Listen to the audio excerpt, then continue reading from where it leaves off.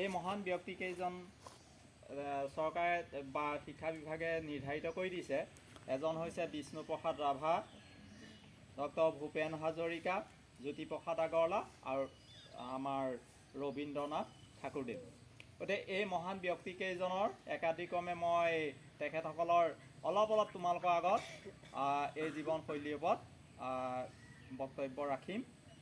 প্ৰথমেই মই কৈছোঁ ডক্টৰ ভূপেন হাজৰিকা। অসমীয়া জনজীৱনত কোনো ব্যক্তিয়ে পাহৰিব নোৱাৰা তেখেতৰ ব্যক্তিত্ব চিৰদিনৰ বাবে অসমৰে নহয় সমগ্ৰ বিশ্বৰ পৃষ্ঠাত ইতিহাসত তেখেতৰ নাম লিপিবদ্ধ কৰি থৈ গ'ল।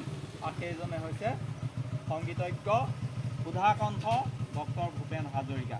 গতিকে তেখেতৰ জন্ম হৈছিল 1926 চনত আৰু মৃত্যু হৈছিল 1911 চনত।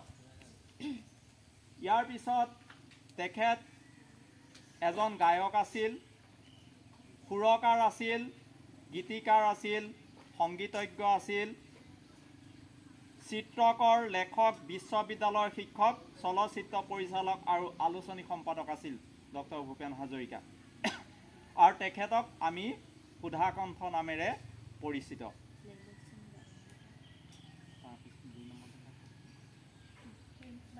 তাৰপিছত আমি আহিলোঁ বিষ্ণুপ্ৰসাদ ৰাভাদেৱলৈ।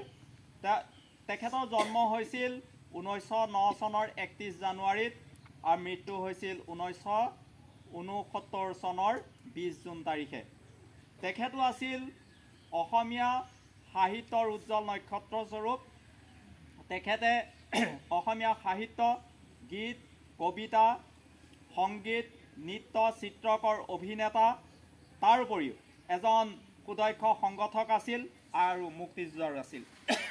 গতিকে নৃত্যশিল্পী হিচাপেও